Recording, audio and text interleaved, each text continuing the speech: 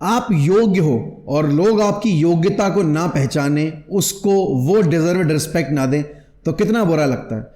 कुछ ऐसी ही कहानी रही है अभी तक हैरी केन के करियर की, लेकिन finally footballing gods have blessed Harry Kane with a league title. जो काम वो यहाँ पर स्पर्स के साथ अगले 10 साल भी खेलते तो पूरा ना कर पाते, वो उन्होंने बायर्न म्यूनिख के साथ पहले सीजन में कर लिया। दूसरे सीजन में, पहले सीजन में तो ही वेंट ट्रॉफी लेस। और एक था रीजन एक ये भी कि जब लास्ट ईयर हैरी केन गए बायर्न में और बायर्न बिना किसी टाइटल के 12 साल में पहली बार एंड की, तो सबने यही बोला कि यार हैरी केन का कर्ज ना बायर्न को ले डूबेगा। लेकिन फाइनली वो कर्ज अपलिफ्ट हुआ है। हैरी केन ने अपने करियर की पहली ट्रॉफी जीती है। अगर आप बायर्न म्यूनिख में उनके नंबर्स को सुनेंगे तो आपको ताज्जुब होगा कि ये बंदा इतना कंसिस्टेंट है, लेकिन उसके बाद भी इसकी टीम जीतती क्यों नहीं है।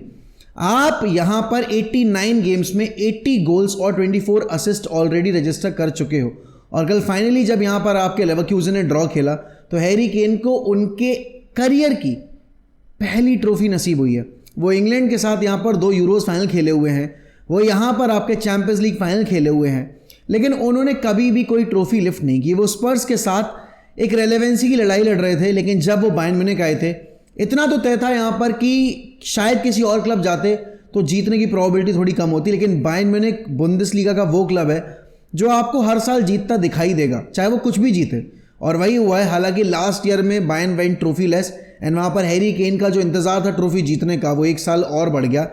लेकिन कहते हैं ना कि वो देर आए दुरुस्त आए, या फिर वक्त के साथ उस फल का स्वाद और मीठा लगता है। तो यही हुआ हैरी केन के साथ। तो I think the entire footballing world is celebrating Harry Kane का ये achievement, and it's so good to see a player who has been so consistent and a player who has been world class from day one has now lifted a much deserved trophy. लेकिन यहाँ पर हाँ, football world में भी कुछ ऐसी चीज़ें हो रही हैं जो समझ के परे हैं, जैसे कि Antony, the same Antony was not able to clear the first man while delivering those crosses at Manchester United, and now he is scoring worldies at Real Betis. कैसे एक्सप्लेन करूंगा ये?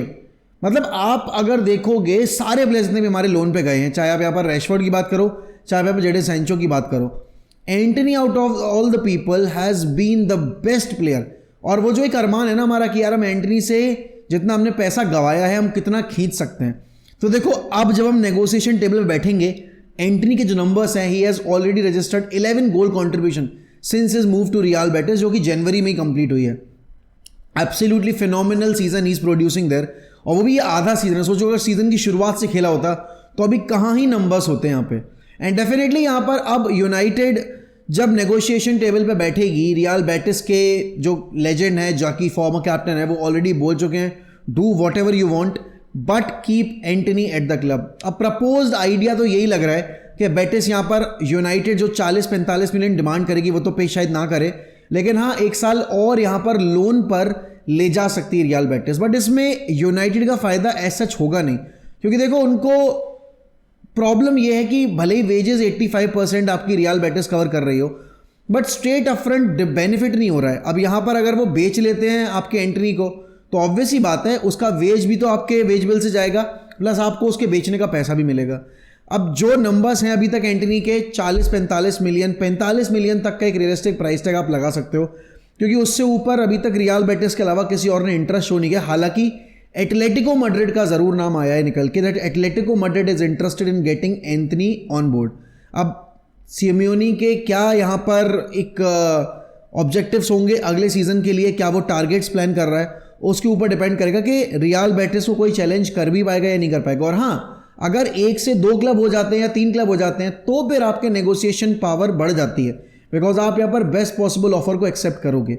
लेकिन अभी इस पॉइंट ऑफ टाइम पे I think real Betis में Antony is really happy, and अगर एक खिलाड़ी खुश है तो डेफिनेटली उसके परफॉर्मेंस में वो चीज़ रिफ्लेक्ट होगी। वही सेम चीज़ आप यहाँ पर नहीं बोल सकते हो हमारे प्लेयर्स के बारे में, क्योंकि हमारे प्लेयर्स इतने इनकंसिस्टेंट रहे हैं। मतलब 3 दिन पहले इन्होंने एथलेटिक बिल्बाओ को हराया 3-0 से, और फिर ये कल हार गए 4-3 से। और वो 4-3 में अगर देखा जाए तो आपके मेसन माउंट वाला गोल एक बोलोगे आपका एक मूव बना के मारा गया, वरना गर्नाचो वाला गोल इंडिविजुअल ब्रिलियंस था, एंड अमार डियालो वाला गोल इंडिविजुअल ब्रिलियंस था। There was no rhythm, and I know कि हमने फर्स्ट टीम नहीं उतारी थी, बट येस यही एक प्रॉब्लम है। 16th लीग डिफीट आपने फेस की है, एक रिकॉर्ड ब्रेकिंग यहाँ पर सीजन जो रहा है गलत एंड पे, ना कि पॉजिटिव एंड पे। सेम सीजन में जहाँ पे लिवरपूल ने आपकी लीग जीत ली है और कल लिवरपूल ने यहाँ पर चेल्सी के लिए पॉसिबिलिटी बढ़ा दी है कि वो नेक्स्ट ईयर चैंपियंस लीग खेल लेंगे। Liverpool were not 100% but can't take the credit away from Chelsea. Chelsea were very determined to win the game और बहुत टाइम के बाद यहाँ पर आई थिंक 2019 के बाद चेल्सी ने पहली बार लिवरपूल को हराया है स्टैमफोर्ड ब्रिज के ऊपर, तो विच वॉज मेरे हिसाब से very big achievement for them. 6 साल वेट किया है आपने और 6 साल के बाद आपकी ये विक्ट्री आई है, वो भी एक ऐसे डाइंग मोमेंट पे जहाँ पर आपको पता है आपको चैंपियंस लीग क्वालिफाई करना ही करना पड़ेगा। अगर कॉन्फ्रेंस लीग चेल्सी जीतती भी है तो भी वो यूरोपा लीग ही खेलेंगे and that's not what they want right now, क्योंकि अगर लेट्स से कि आपके यूनाइटेड फाइनल पहुंच जाती है और स्पर्स फाइनल पहुंचते तो इन दोनों में से कोई ना कोई इतना खराब सीजन प्रोड्यूस करने के बाद भी चैंपियंस लीग खेलेगा। और अगर चेल्सी अच्छा खेलने के बावजूद टॉप 5 में टॉप 6 में फिनिश करने के बावजूद अगर नहीं खेल पाती है चैंपियंस लीग तो ये एक उनके लिए बहुत बड़ा लेट डाउन होगा, राइट। तो कल का मैच जीतने के बाद चेल्सी ने अपना जो इतने साल का सूखा था अगेंस्ट लिवरपूल वो भी एंड किया और कोल पार्मर जो इतने टाइम से गोल स्कोर नहीं कर रहे थे उन्होंने फाइनली एक पेनल्टी मारकर अपना जो गोल ड्राउट था वो भी ओवर कर दिया है।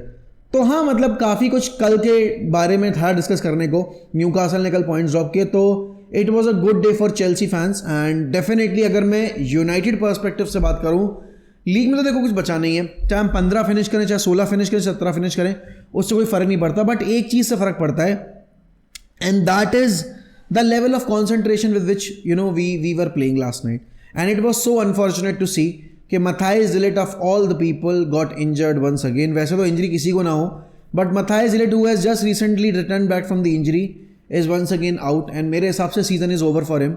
जो एक होप थी हमारे मन में कि यार अभी बिलबाओ वाले गेम में हम यहाँ पर Matthijs de Ligt को शायद यूज़ करेंगे स्टार्टिंग 11 में और उसी की प्रिपरेशन के लिए यहाँ पर कल de Ligt को स्टार्ट भी दिया गया। Luke Shaw was absolutely horrendous कल के गेम में, ही वॉज पिस पुअर, बहुत ही ख़राब था वो बंदा एंड ब्रेंटफोर्ड ने यहाँ पर 4 गोल मारे और 4 गोल उनके लिए बहुत ही ईजी रहा था। बाइंदर हो ओनाना हो फ़र्क नहीं पड़ता, आपके दोनों ही कीपर निहायत ही बेवकूफ़ हैं तो वहाँ पर तो क्या ही बोला जाए। यूनाइटेड की अच्छी बात यह है कि उनको लीग में वो क्या कर रहे हैं उससे फ़र्क पड़ ही नहीं रहा है क्योंकि आप यहाँ पर ऑलरेडी टॉप 6 से बाहर हो चुके हो। यूरोप आपको लीग के थ्रू मिलने नहीं वाला है और टॉप 10 के बाहर अगर आप चाहे 11 फिनिश करो 12 फिनिश करो चाहे 17-18 फिनिश करो, 18 नहीं सॉरी 17 क्योंकि 18 पे तो रेलीगेट हो जाओगे, 16-17 फिनिश करो कोई फ़र्क नहीं पड़ता। फ़र्क अब इससे पड़ता है कि आप यूरोपा लीग जीतते हो कि नहीं जीतते हो, क्योंकि अगर यहाँ पर यूरोपा लीग हार गए, यूरोपा लीग में अगर बाहर हो गए तो फिर बहुत थूथू वाली बात है। अब जैसे कल मैड्रिड वर्सेस सेल्टा विगो वाला गेम था, Madrid were cruising with a 3-0 victory at one point और उसके बाद सेल्टा विगो ने ऑलमोस्ट एक रेमोंटादा पुल कर दिया था। हाँ, वही शब्द जो यहाँ पर मैड्रिड के ड्रेसिंग रूम में बहुत ज़्यादा यूज़ किया जाता है वो कल उनके ऊपर डंक हो जाता वापस से। अभी बारसा ने कोपा डेल रे में कर दिया था, अब कल यहाँ पर आपकी सेल्टा विगो कर सकती थी एंड ये प्रॉब्लम रही है आपकी मैड्रिड के साथ इस पूरे सीज़न में। कार्लो एंचेलोटी ने पूरे सीज़न में यहाँ पर नहीं दिया मौका यंगस्टर्स को और तब मौका दे रहे हैं यंगस्टर्स को जब आपको पता है कि सीज़न में आप इतने बार कपड़े फड़वा चुके हो, अब आपके पास जो कुछ है सैल्वेज करने को वो बस लीग है। तो लीग में अगर आप यहाँ पर आज 4 पॉइंट से 7 पॉइंट पीछे हो जाते और अगला गेम आपका एल क्लासिको है तो फिर आपके पास क्या उम्मीद बचती यहाँ पर कुछ इस सीज़न से निकालने की। ऑलरेडी यहाँ पर कार्लो एंचेलोटी क्लब छोड़ के जाने वाले हैं, डिस्कशंस चल रहे हैं कि भाई यहाँ पर कार्लो एंचेलोटी को जाने दिया जाए फॉर द ब्राज़ीलियन जॉब या फिर नहीं जाने दिया जाए। अब उस पर डिसीजन आना बाकी है। ब्राज़ील ने आपकी फेडरेशन वेट कर रही है कार्लो एंचेलोटी के डिसीजन का और ज़्यादा दिन वो वेट करेंगे नहीं। बट कल के गेम में एम्बापे की performance was very very good, he scored a brace and कल के गेम में एक बार वापस से प्रूव हो गया दैट आर्दा गुलर is ready for the first team football. पता नहीं यहाँ पर मैड्रिड मैनेजमेंट क्यों उसको यूज़ नहीं कर रही है या फिर क्यों यहाँ पर कार्लो एंचेलोटी ने उसको यूटिलाइज नहीं किया। आपने देखा है ब्राहीम डियाज हो, आर्दा गुलर हो, दे हैव बीन प्लेयर्स जो कि सीजन में स्टेप अप किए हैं जब उनको मौका दिया गया, बट उनको रेगुलरली फीचर करने को नहीं यहाँ पर चूज़ किया आपके रियल मैड्रिड मैनेजमेंट ने, कार्लो एंचेलोटी ने। अगला मैनेजर जो भी होगा उसको बैठना पड़ेगा यहाँ पर रोड्रिगो के साथ, ब्राहीम के साथ और आर्दा गुलर के साथ और एक्सप्लेन करना पड़ेगा कि किसको कितना गेम टाइम मिलने वाला है और मोस्ट प्रोबेबली मेरे हिसाब से ब्राहीम डियाज को आपकी रियल मैड्रिड बेचेगी। अब यहाँ पर साइनिंग्स की बात हो रही है तो यूनाइटेड को लेकर कल जो एक चीज़ हमने देखी वॉज कि एम्बुएम्बू के लिए यूनाइटेड क्यों इंटरेस्टेड है। Is a very versatile player. कल भी उसने यहाँ पर बहुत क्रूशल रोल अदा किया है, एक असिस्ट रजिस्टर किया और एक की पास निकाला जो 4th गोल स्कोर किया था आपकी ब्रेंटफोर्ड ने। अब एम्बुएम्बो और कुनिया अगर हम दोनों लेकर आते हैं तो शायद चांस इस चीज़ का बने कि हम गर्नाचो को ऑफलोड करें, लेकिन एक इतने स्ट्रगलिंग सीजन में गर्नाचो ने भी 21 गोल्स और असिस्ट का सीजन प्रोड्यूस कर दिया है, 21 गोल कंट्रीब्यूशन। आई थिंक अगर हम हमारे फॉर्म वाइज देखें, अगर हमारी पोजीशन वाइज देखें, आई थिंक उसका सीजन बहुत अंडररेटेड गया है, उसने बहुत फ्रस्ट्रेट भी किया है, but numbers wise yes गर्नाचो has stepped up, but अभी बहुत रॉ है वो बंदा। कल भी यहाँ पर फटीक था वो बंदा, एंड उसने असिस्ट रजिस्टर किया, गोल स्कोर किया, but there were moments where he was very reckless, where he was not up to the mark. But I think with proper guidance and with proper मेरे हिसाब से training and एक अच्छा mentor अगर मिलेगा, गर्नाचो can improve. But अगर अच्छा offer आएगा तो शायद यहाँ पर यूनाइटेड मैनेजमेंट गर्नाचो को ऑफलोड करने के बारे में सोचे। हालांकि कल एक ताबड़तोड़ न्यूज आई है जिसमें Luis Campos is leaving PSG and will join Manchester United. अब आपको याद होगा जब आपके रिचर्ड आर्नल्ड ने टेक ओवर किया था तब भी ये न्यूज़ आ रही थी, और आपके तब लुइस कैंपोस ने पीएसजी ज्वाइन करने का डिसीजन लिया था। He was very close to join Manchester United.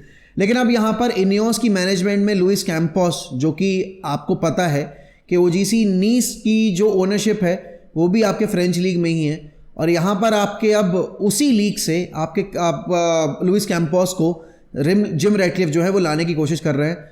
तो अगर ये रिक्रूटमेंट हो जाती है हमारे बोर्ड लेवल पे, I think that could be a game changer. Because देखो लुइस कैंपोस का record as a team developer, as a squad developer and as a club enhancement बहुत बहुत इंपॉर्टेंट रहा है। पीएसजी में भी आपके लुइस एनरिक को लाने वाला कोई और नहीं, लुइस कैंपोस ही थे।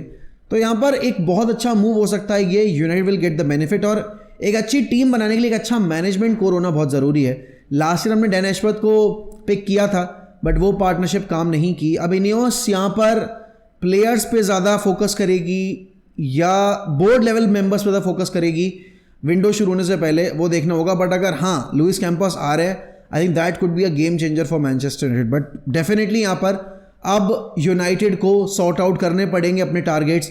Matthias Cunha as a top target, Mbeumo अगर रडार पे हैं तो आपको ब्रेंटफोर्ड के साथ बैठना पड़ेगा। But I think Brentford will not demand anything less than 70 million, और क्या 70 मिलियन पे करने के लिए है हमारे पास, क्योंकि रैशफोर्ड इंजरी से वापस आ रहे हैं। रैशफोर्ड को हम बेच पाएंगे नहीं बेच पाएंगे वो एक बहुत बड़ा केस है। यहाँ पर हम एंटनी के लिए कितना पैसा निकाल पाएंगे वो एक बहुत बड़ा केस है। एंड सबसे इंपॉर्टेंट चीज़ ये है कि आप यहाँ पर लूक शॉ को बेच पाओगे नहीं बेच पाओगे, कैसेमीरो पे आपका क्या डिसीजन है। तो let's hope for the best, बाकी देखते हैं क्या होता है क्या नहीं होता है। और रात में करेंगे हम यहाँ पे वार्तालाप यूसीएल मैचेस के रिगार्डिंग, तो please don't forget to join us. And हाँ, अगर आप चैनल पर नए हैं तो don't forget to like this video, subscribe to the channel and don't forget to comment down below about your opinions regarding all the topics जो हमने आज की इस वीडियो में डिस्कस किए। चलिए इसी के साथ मैं आपसे लूँगा अलविदा, मिलता हूँ अगली वीडियो में। ध्यान रखिए अपना, bye bye and take care.